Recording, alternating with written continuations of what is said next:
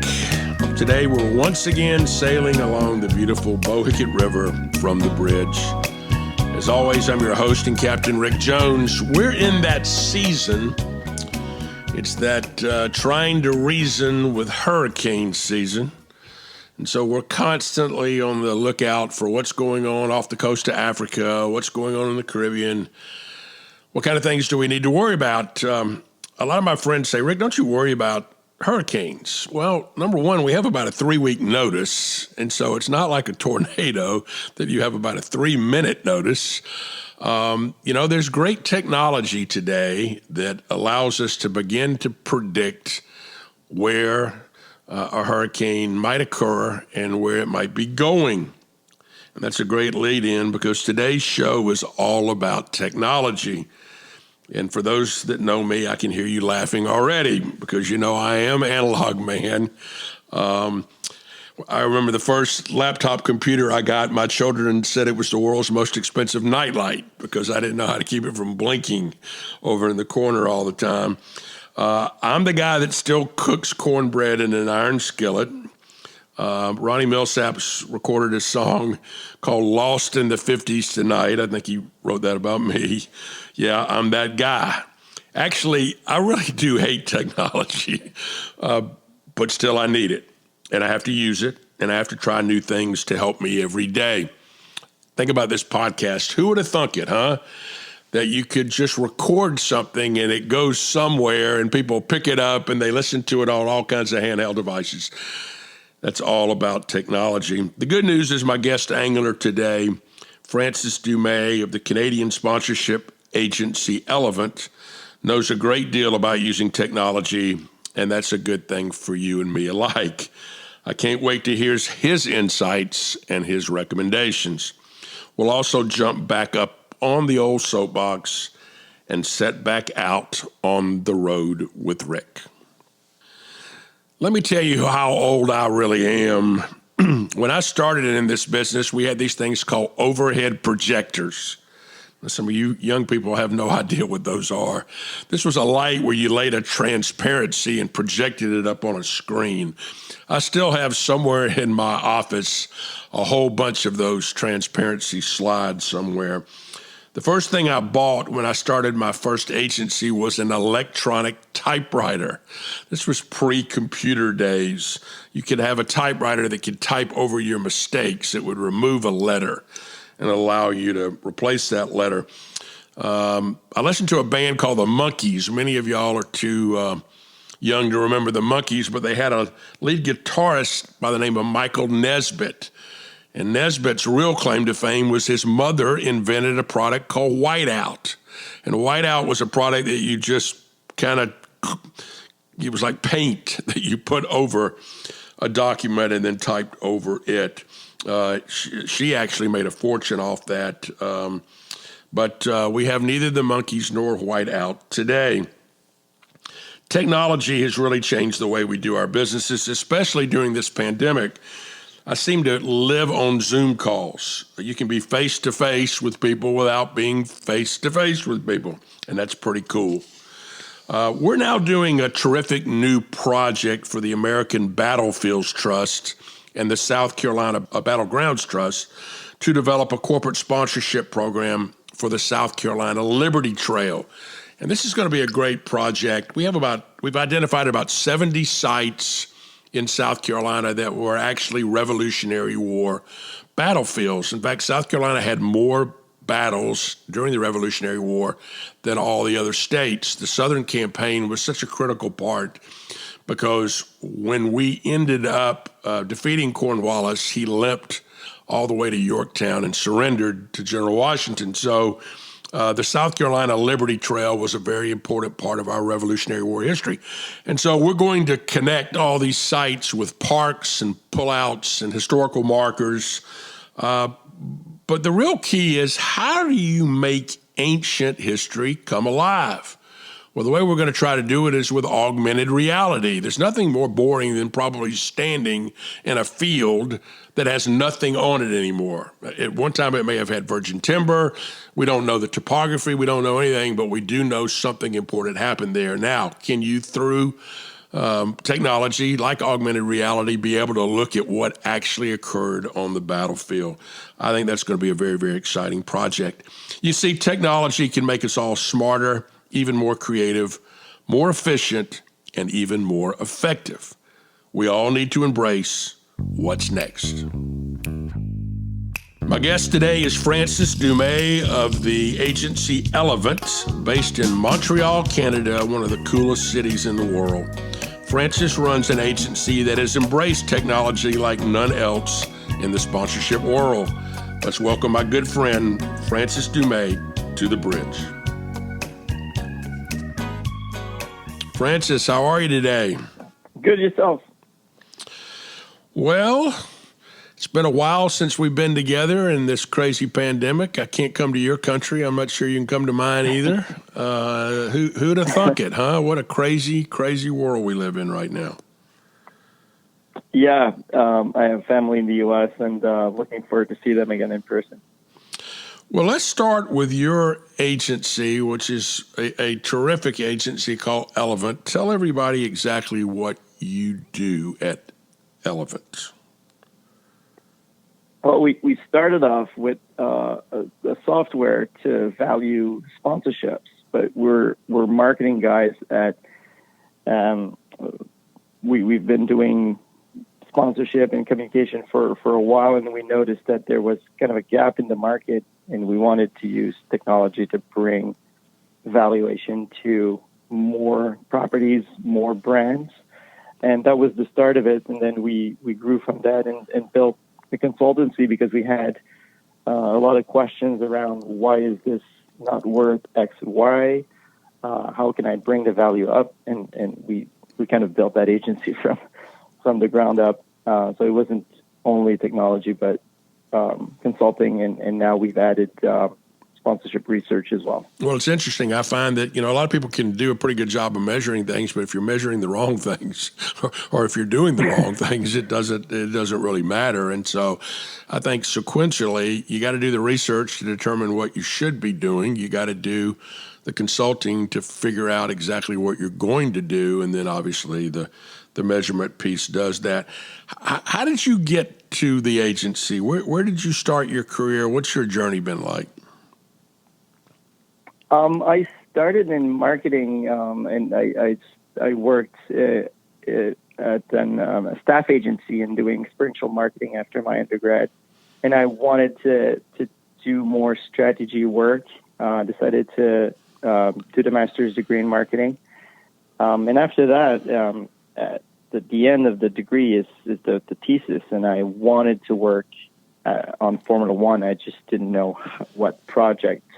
What subject to take, and it became obvious that sponsorship is really, it fuels the sport. It's not just nice to have. Sponsorship dollars are funneled back to the teams, and they reinvest in technology and improve performance. So that was kind of a light bulb moment for me, and I went on a 2-year project research, and I talked to a lot of teams and races.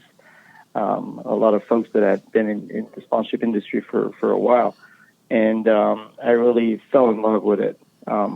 Sponsorship is very complex. It's not just, you're not tied to like digital marketing or traditional advertising. You touch on all of those elements, which makes it a lot more exciting. And obviously being involved in the entertainment business is just fascinating. Well, I lived in the UK I lived in the UK for a number of years and had a chance to meet Bernie Ecclestone and do some work with Williams and McLaren. And so, a lot of Americans don't realize just how large Formula One is on a worldwide basis. And obviously, y'all have the Montreal Grand Prix. And historically have had such a great event up there. So I guess you kind of grew up loving the sport and then had a chance to jump into it, which is kind of cool. Yeah. It was. I went to the races, and when I couldn't go, I went to the park right in front to hear the cars go around the track, and they made quite a high-pitched sound at the time. They had bigger engines, and that stayed with me.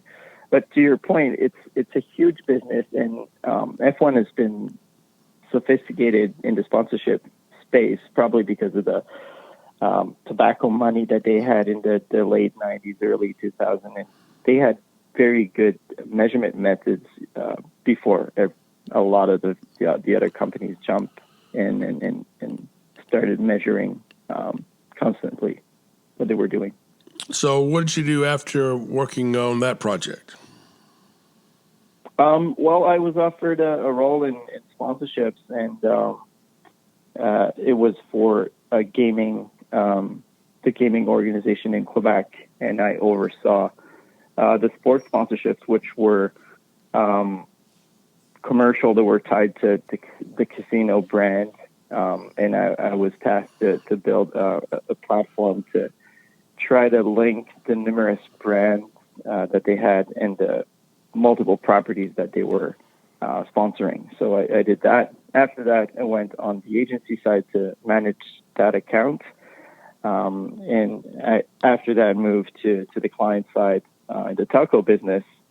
And that's where I started to really put in place tools to measure sponsorship effectiveness when I was there. I thought it was totally possible to do that, even with small budgets.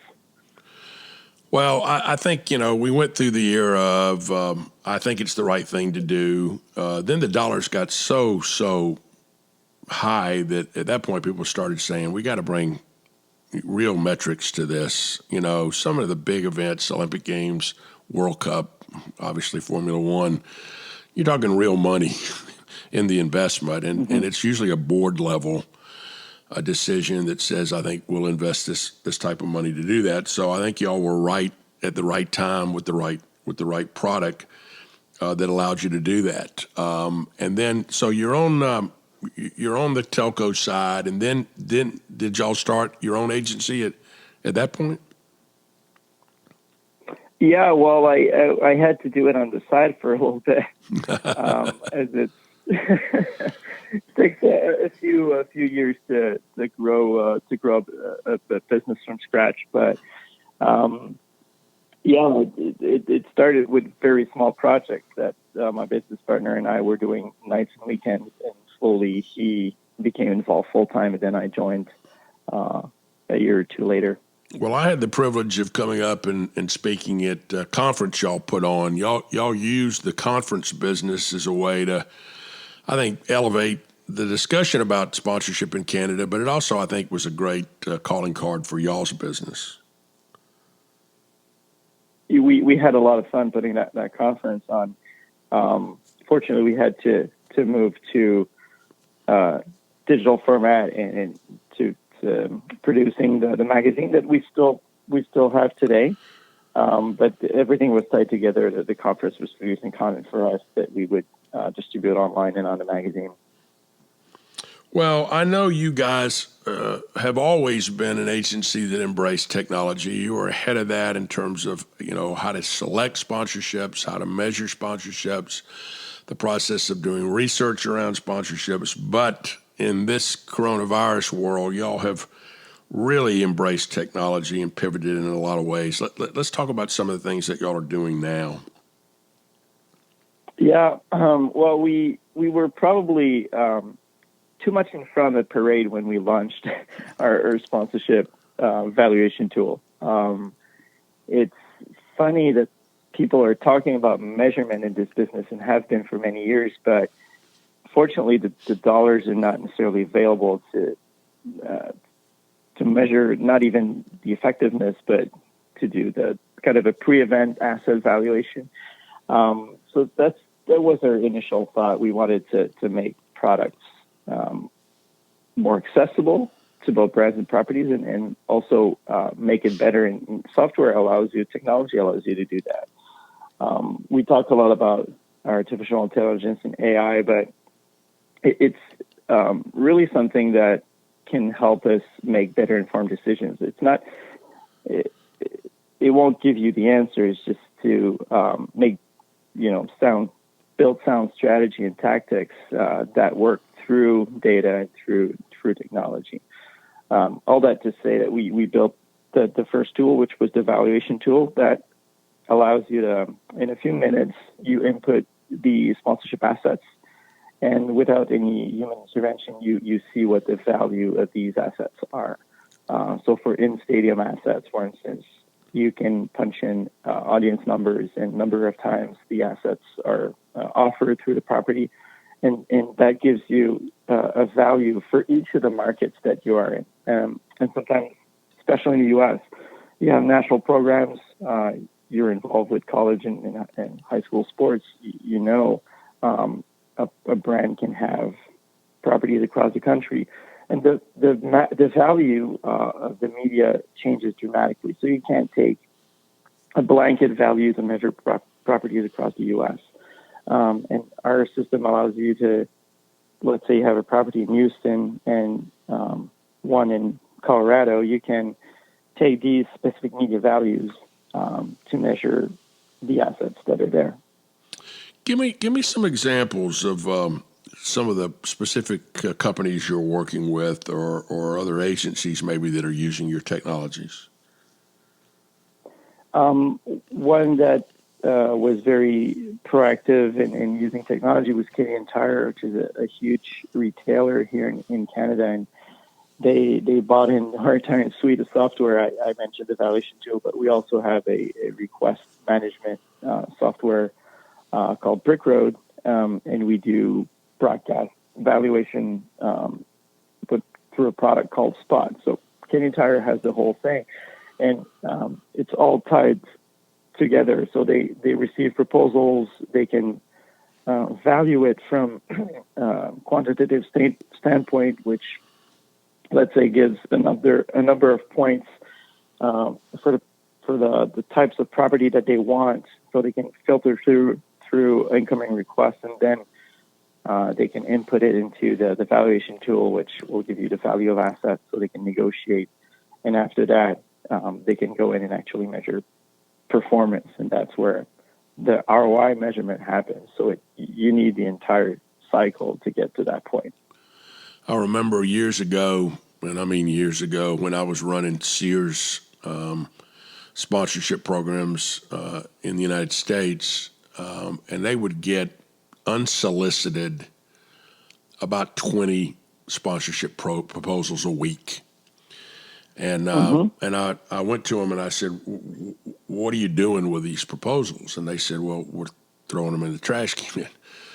And I said, "Well, number one, you can't do that, because anybody that sent you a proposal is a potential customer of Sears. And 100%. so you got to have some sort of response mechanism." And again, this was pre a lot of the software that y'all have, but we ended up getting a criteria of 10 things that Sears looked for in a sponsorship. And I'm going to tell you how long this was ago. I would fax this. I would fax the letter back. "Thank you for soliciting Sears. Here are 10 things we're looking for. If your property achieves 8 of the 10, we would like to see a proposal." And we got high marks because, A, nobody ever got back to anybody, which we always felt like was rude.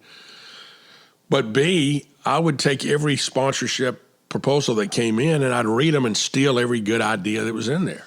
Because I mean, it was just foolish to have that kind of bandwidth and no one taking advantage of it. Well, you've now, clearly with your technology and your software, you've been able to do that. I would think Canadian Tire is a lot like Sears in that they probably get a significant number of proposals that come in unsolicited.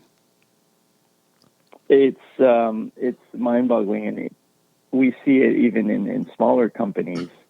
And to your point, they're clients, they're people of your community. You can't just ignore these incoming requests. And with the current crisis, we think that the marketing departments will become slightly smaller in the short term, so you'll have less people to manage these incoming requests, and the people seeking sponsored dollars will certainly increase, because the need will be tremendous in the community, but also the entertainment space. So what we put in place allows you to streamline that whole process and automate communications to make sure that you don't drop any communications, but also it helps you to find hidden gems, like properties that you probably never thought about that may be a very good fit for your company. I've told everybody that coming out of this mess, no one will ever save their way to prosperity. I mean, ultimately, you're going to have to go back to spending and marketing, but you're going to have to do it maybe more effectively, certainly more efficiently than ever before. And this software that y'all have, this variety of products that you have, I think are very, very valuable. So what are you trying to do besides this podcast to get the word out about the availability of your software and ways that that companies and agencies can utilize it? We just launched a new website for the Brick Road product, the sponsorship request management product. We're launching videos to explain what it is. People are not necessarily used to these tools, and we're trying to put the word out there. In compared to other complex enterprise solutions, like we were sponsorship marketers before we produced those things, so we're building them for ourselves. It starts from there. We want to build tools that people want to actually use, that are simple, straightforward, and that's been the motto from the start. I would think also the ability to have at least some level of consistency of valuation, if nothing else, valuation terminology or valuation ratings. Somebody said to me one day, they said, how do you measure sponsorship? I said, well, there's no magic wand, but there is a magic formula. But the formula changes for every sponsor and changes every day for every sponsor because the objectives change. But in this case, I think we need a Nielsen-like product. I'm not saying it can be that simplistic. I mean, there's flaws in Nielsen. We know people who have TVs on in their household. We just don't know if they're watching. We don't know if they got up and went to the bathroom during the commercial. We don't know if they're cooking in the kitchen. But we do need, I think, a level of consistency, and I think your products can do that. Talk about that a little bit. Yeah, well, because it's a software, it also allows us to give benchmarks, which you can't when you're calling an agency and they're doing it with an Excel sheet. So you can have a sense of where your property falls compared to others. It's also we saw a lot of the different products that the agencies created from scratch because we worked in a bunch of them, my business partner and I, and the qualitative measurement that IAG pioneered in the late 80s sometimes was too simplistic. It was only like 5 questions. Are people engaged with your property on a scale of 1 to 5?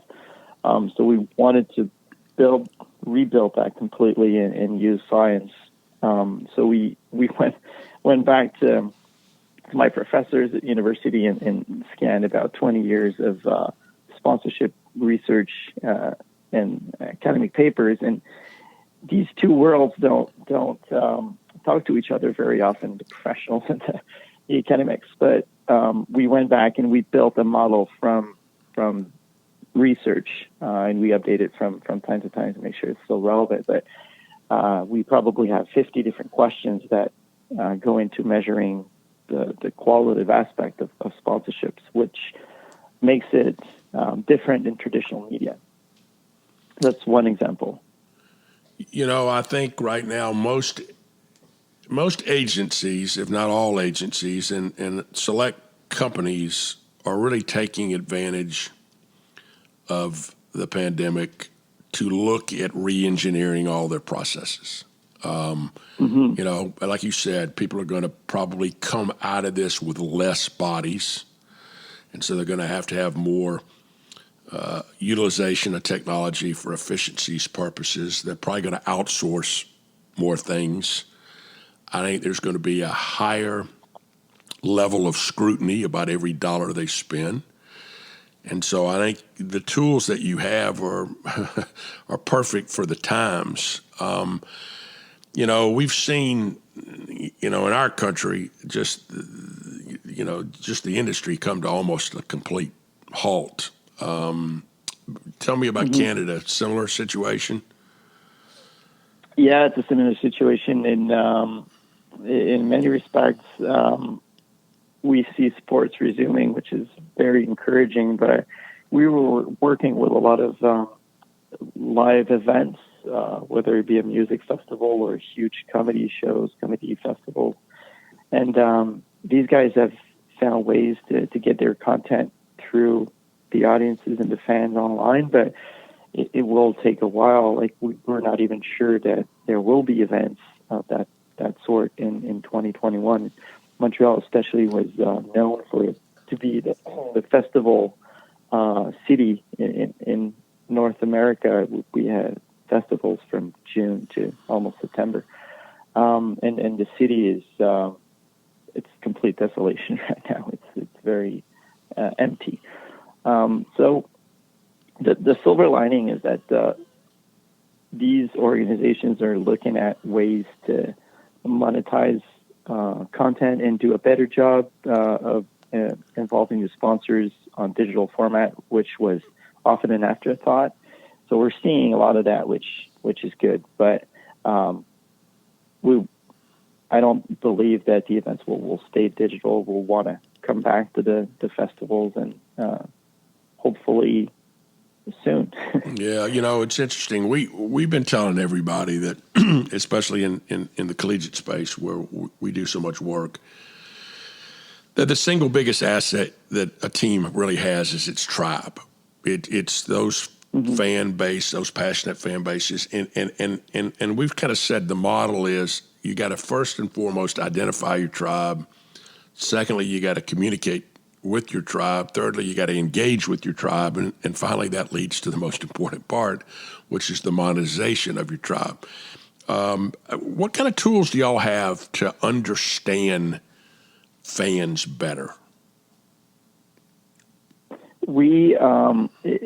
It's funny you say that because 3 years ago, we thought that part was missing. Like we could do evaluation, we could do strategy, but we never went into the actual measurement of those things. So we launched a research division where we actually survey audiences and fans to actually measure sponsorship effectiveness. So it all ties into the strategy and the evaluation work. But we just did a survey for the virtual Jazz Fest in Montreal, and we noticed that it was the core fans that were probably missing the property and went online and consumed the content, which was very interesting. And these are the guys that are probably more involved with the brands or more interested to see what the sponsors are doing to support the event that they love.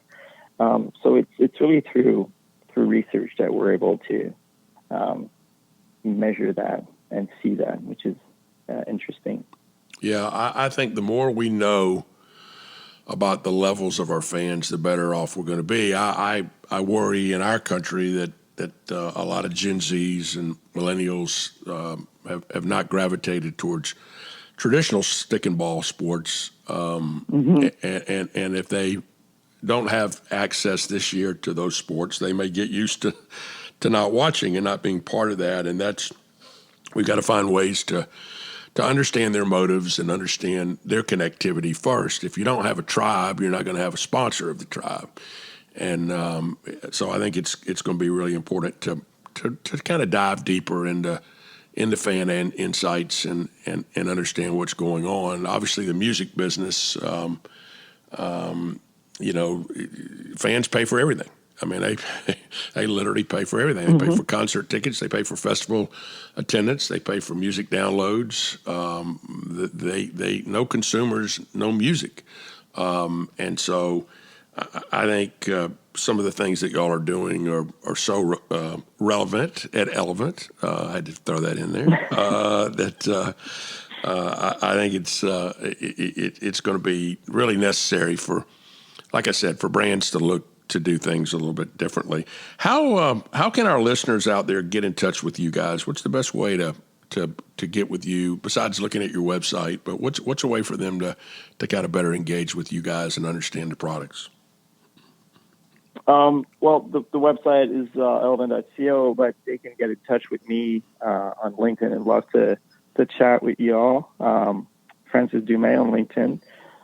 And we have a lot of great conversations right now with the industry, like being so affected by the coronavirus.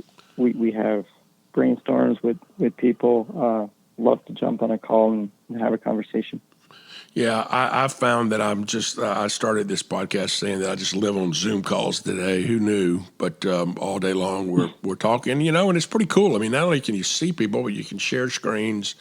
You can walk through, documents and look at videos and do all kinds of things along those lines. So it's pretty interesting. Well, y'all are, and I've always been since I've known you, way, way, way ahead of the trend. I do laughingly say you can always tell the pioneers, they're the ones that had the arrows in their backs, but and so you've taken a lot of arrows as you've built your agency in a big way. But I think the future looks perfect for you guys as we embrace technology like we've never before. So, pal, thanks for the great insights today, and thanks for being with us from the bridge. Thanks for having me.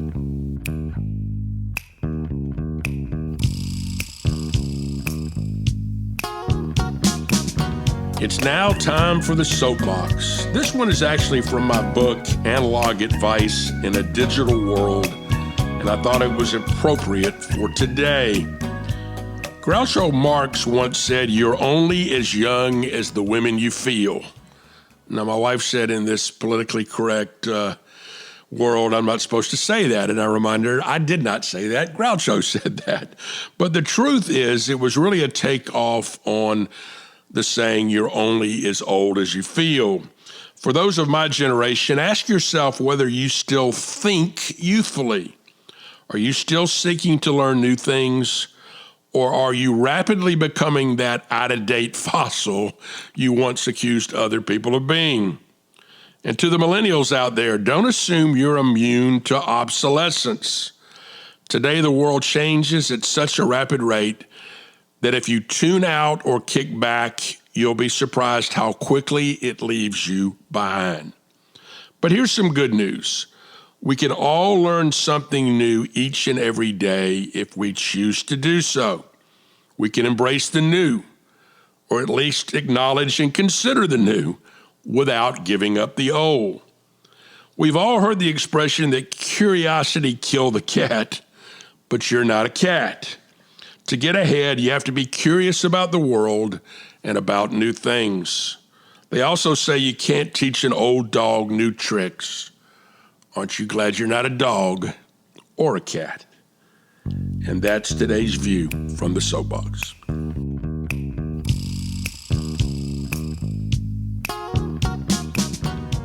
I mentioned earlier today that our guest, Francis Dumais, lives in Montreal, one of my favorite cities. A city with great culture and great food. There's this one place that's been serving smoked meat since 1928. It was started by Reuben Swartz, a Jewish immigrant from Romania, and they still do it there the same way with the same spices and the same smoking technique. Swartz's is an old school deli, and I love those kinds of places. You want a sandwich. I suggest the smoked beef sandwich, but they also serve salami and smoked turkey with coleslaw and pickles and hand-cut fries. Maybe even some poutine. That's fries with beef gravy. It's the ultimate old Montreal experience on the road with Rick. It's time to head back to shore. We'll see you next week from the bridge.